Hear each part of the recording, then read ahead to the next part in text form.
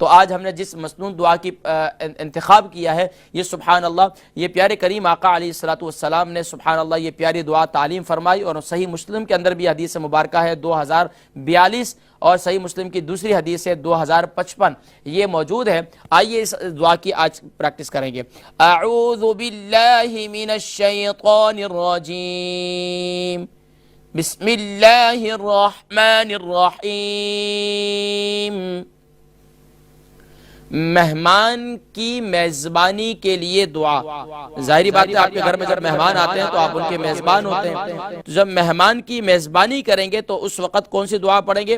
اب انشاءاللہ اس دعا کی ہم پریکٹس کریں گے۔ اللہم بارک لہم فیما رزقتہم،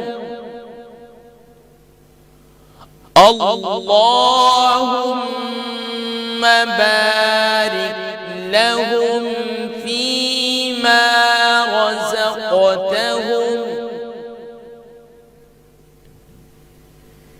فیما رزقتہم واغفر لہم وارحمہم۔ اے اللہ ان کے لیے ان چیزوں میں برکت عطا فرما جو تو نے ان کو دی، اور انہیں معاف فرما اور ان پر رحم فرما۔ دوسری دعا، پلانے و کھلانے کے لیے دعا، پلانے اور کھلانے والے کے لیے دعا۔ اللہم اطعم من اطعمنی، اللہم اطعم من اطعمنی واسق من سقانی۔ اے اللہ اسے کھلا جس نے مجھے کھلایا، اور اے اللہ اسے پلا جس نے مجھے پلایا۔ سبحان اللہ۔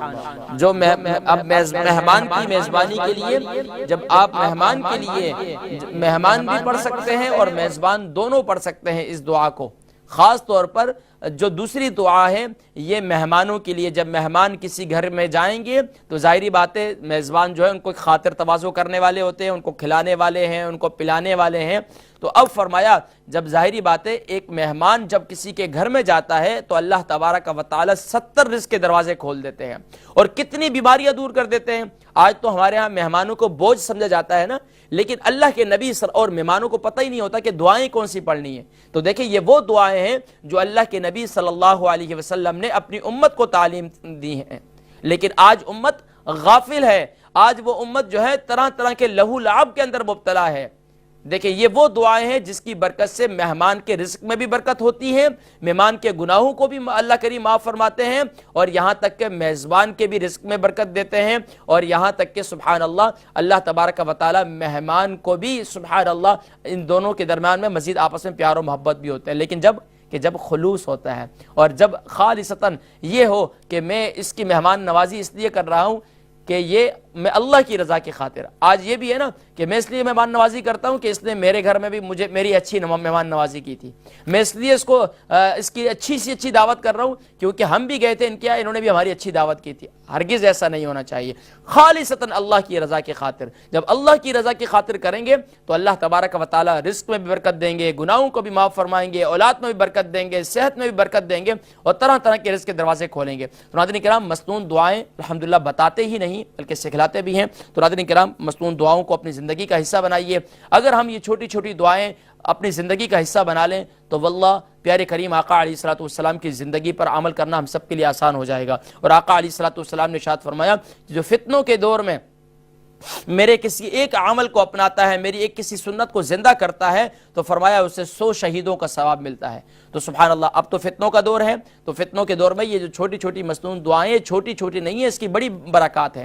تو ناظرین کرام الحمدللہ ایوری تھرسڈے ہم مسنون دعاؤں کی پریکٹس کرواتے ہیں، خود بھی ان دعاؤں کو زبانی یاد کریں، اپنے بچوں کو بھی یاد کروائیں، اپنے آس پڑوس، اپنے رشتہ دار سب کو دعوت دیں کہ وہ بھی مسنون دعائیں یاد کر لیں۔